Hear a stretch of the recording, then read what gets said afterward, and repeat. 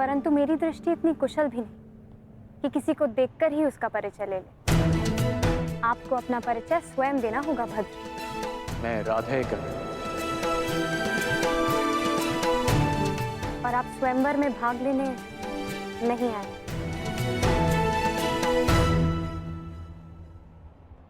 आपको कैसे पता? अब मेरी दृष्टि इतनी अकुशल भी नहीं कि स्वयं पर पड़ने वाली दृष्टि को समझ ना पाऊं। यदि आप कोई प्रत्याशी होते तो आपकी दृष्टि कुछ और ही होती। तो यज्ञ से राजकुमारी पांचाली चतुर भी है। ठीक अनुमान लगाया आपने। मैं यहां केवल अपने मित्र के साथ आया हूं।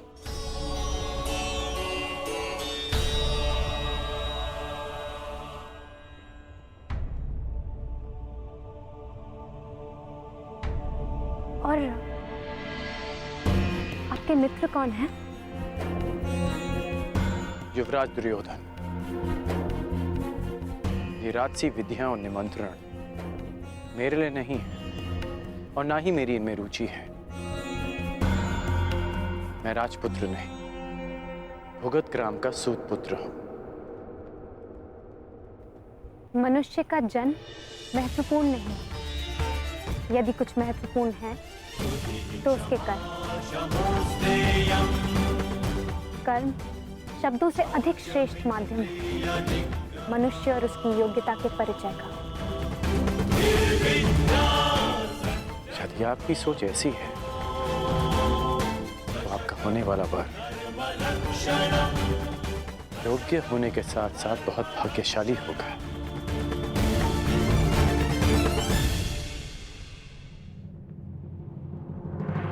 और आपकी योग्यता, आपका कौशल क्या है राधे?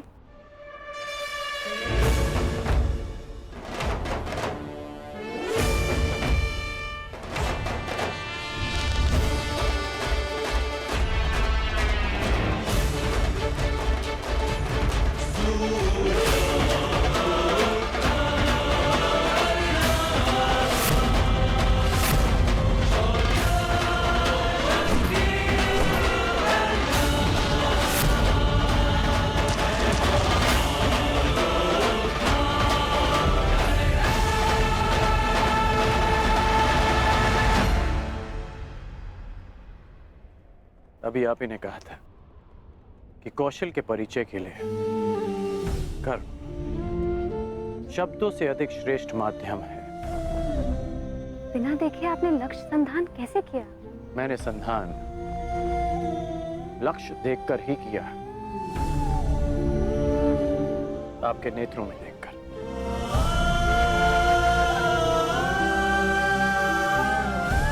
प्रणिपात राजकुमारी।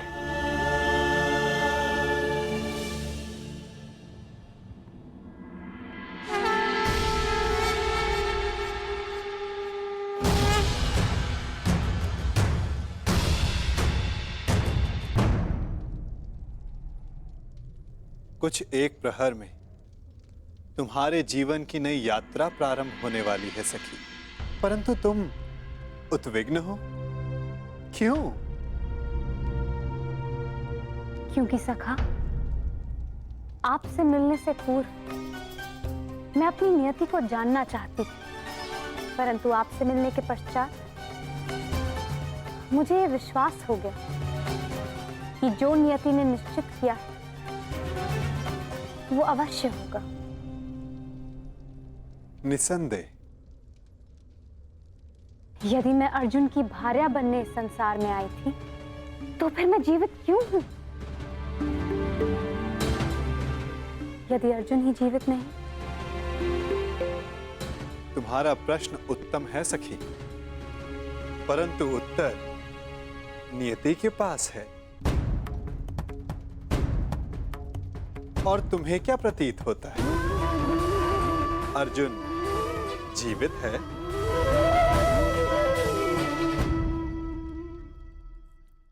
और तुम्हें क्या प्रतीत होता है? अर्जुन जीवित है?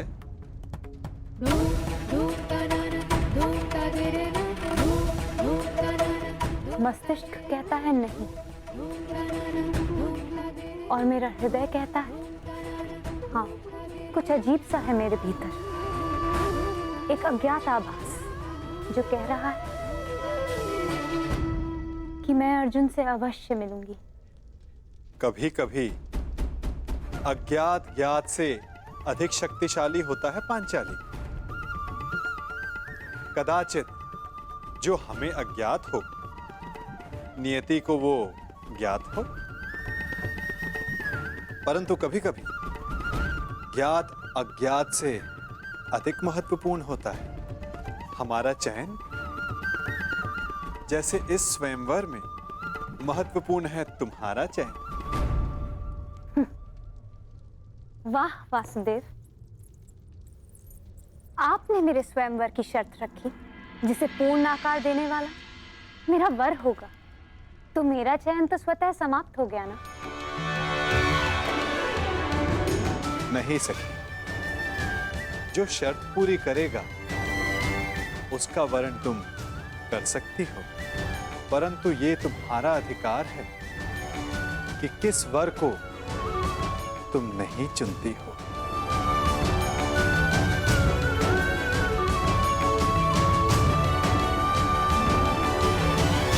हस्तिनापुर युवराज दुर्योधन गांधार नरेश शकुनी के साथ पधार रहे हैं।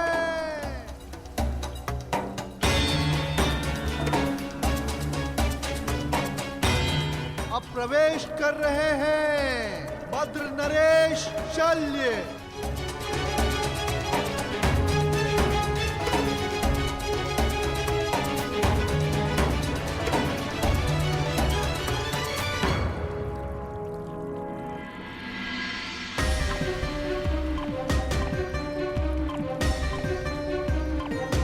मगध नरेश जरासंध।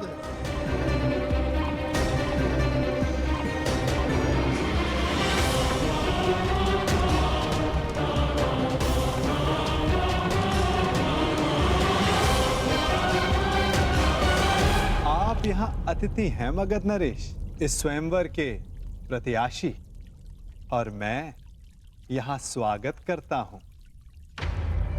अब आप पर निर्भर करता है कि आप अतिथि की भांति मिलना चाहते हैं या हमारे मिलन के इतिहास का 19वां अध्याय रचना चाहते हैं।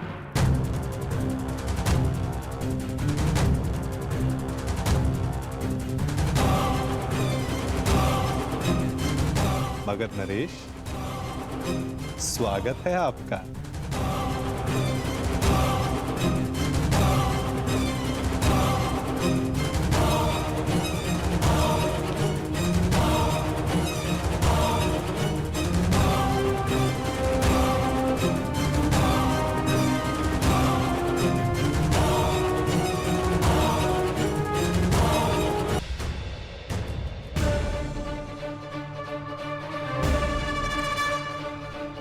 आप यहाँ अतिथि हैं मगध नरेश, और मैं यहाँ स्वागत करता हूँ। अब आप पर निर्भर करता है कि आप अतिथि की भांति मिलना चाहते हैं या हमारे मिलन के इतिहास का 19वां अध्याय रचना चाहते हैं। मगध नरेश, स्वागत है आपका।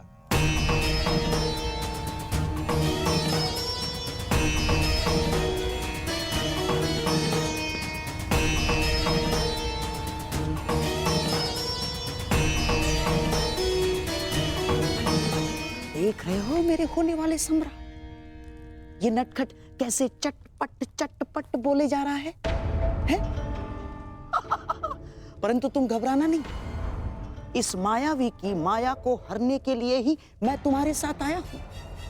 हाँ, अब तुम देखते रहो कैसे इस माखनचोर से तुम्हारा मामा उसकी वाणी चुराता है।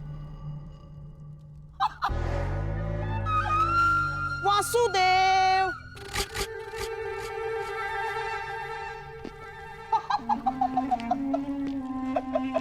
अरे गांधार नरेश, कैसे हैं आप? और ये क्या हाल बना लिया आपने अपना?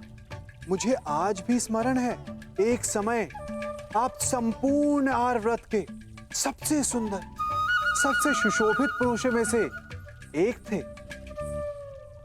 और अब मुझे अपने नेत्रों पर विश्वास ही नहीं हो रहा।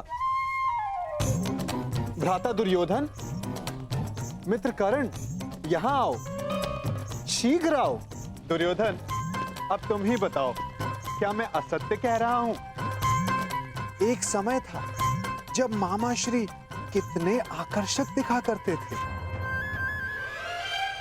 कमल समान नयन, हृष्ट पुष्ट शरीर,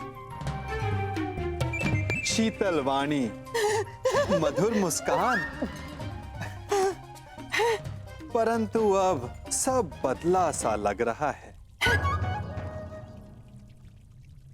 कभी कभी लगाई गई किसी अग्नि का ताप मनुष्य के मुख को झुलसा देता है।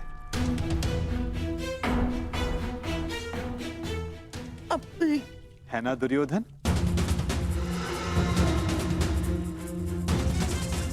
क्या मामा श्री को हस्तिनापुर में उचित आहार नहीं मिलता? ये क्या कह रहे हैं वासुदेव? मामा श्री को हस्तिनापुर में सर्वश्रेष्ठ आहार मिलता है। मैं उस आहार की बात नहीं कर रहा हूं जो मुंह से खाया जाता है। मैं तो उस आहार की बात कर रहा हूं जो विचारों को मिलता है, मन को मिलता है, क्योंकि अंततः दिखाई तो वही देता है।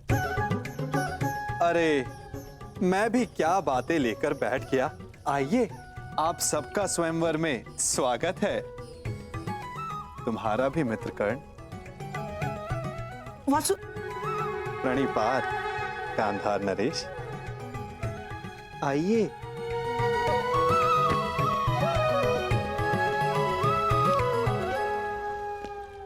तुम मेरे साथ आओ राधे। बहुत समय हो गया, सोचा तुमसे पूछ लूं कि सब कुशल मंगल है या नहीं। कितना महान चिंतक शकुनी, परंतु उतना ही लक्ष्यहीन, जैसे एक महान ब्रह्मास्त्र अपना मार्ग भूल गया हो कर्ण। जब तक अग्नि वश में होती मनुष्य को भोजन देती, यदि अग्नि वश से बाहर हो जाए तो मनुष्य का भोज कर लेती है ना कर्ण?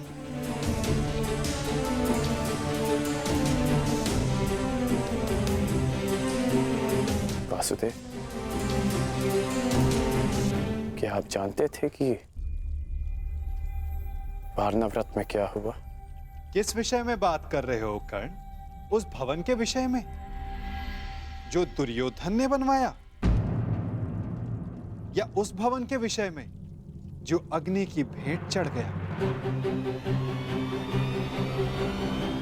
यदि आप सब जानते थे तो आपने कुछ किया क्यों नहीं वासुदेव? नियति के समक्ष क्या वासुदेव और क्या कर्ण राधे, हम तो केवल प्रयास कर सकते हैं। सफल होना ना होना प्रारब्ध के हाथ में होता है। तुमने भी प्रयास किया ना? हाँ, प्रयास किया, परंतु ये शब्द बड़ा संहारक है मित्र। कहीं ऐसा तो नहीं कि तुम फिर से कोई वचन दे बैठे कर्ण? मैं वचन देता हूं, मैं शौन की सौगंध खाता हूं कि मैं अपने मित्र को अकेला नहीं छोड़ूंगा।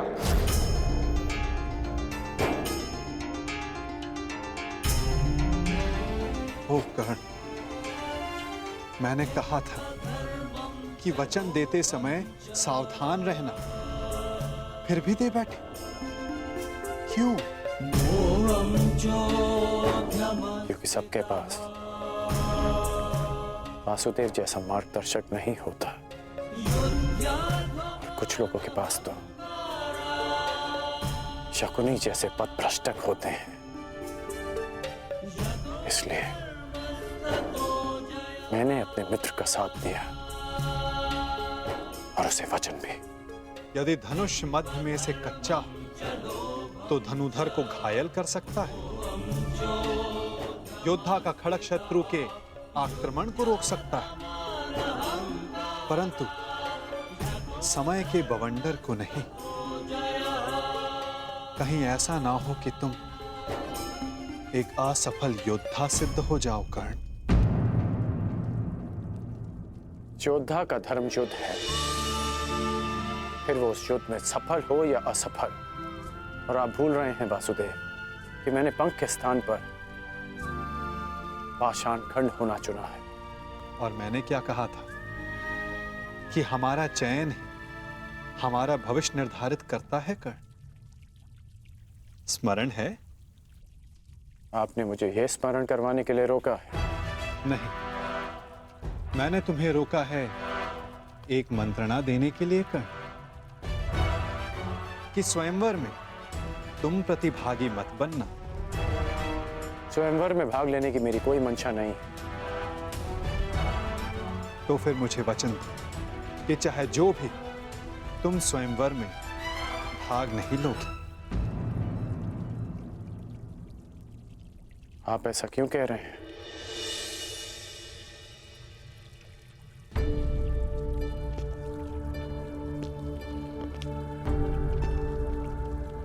क्या आप नहीं चाहते कि मैं स्वयंवर में भाग लूं?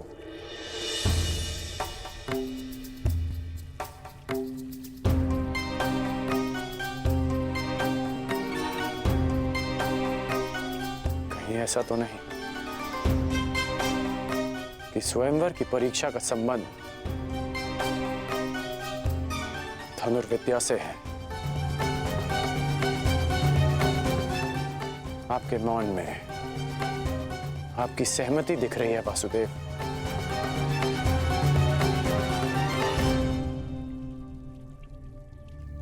मैंने तुमसे एक वचन मांगा है राधे।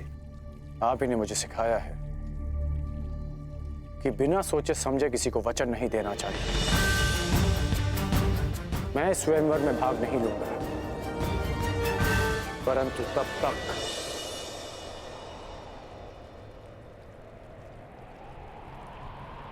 जब तक यह स्वयंवर न्यायपूर्वक चलेगा और मेरे मित्र दुर्योधन के साथ कोई अन्याय नहीं होगा। परंतु अन्याय हुआ तो ना मैं अपने धनुष को रोक पाऊंगा और ना ही मेरे बाण मौन रहेंगे।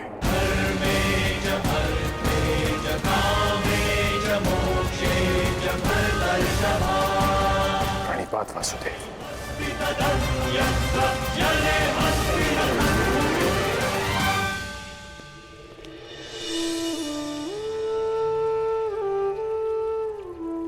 कदाचित तुमने ये विचार दुर्योधन को वचन देने से पूर्व किया होता तो भविष्य कुछ और होता मित्र।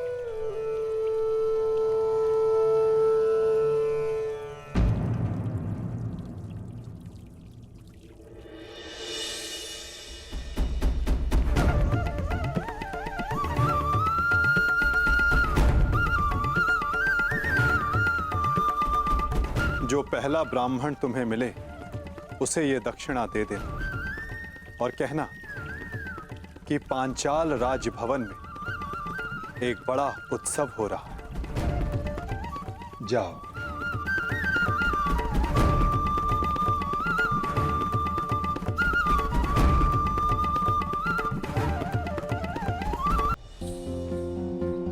कहां से ढूंढूं ब्राह्मण? ये तो उनके भिक्षाटन का समय भी नहीं है। वो रहे ब्राह्मण।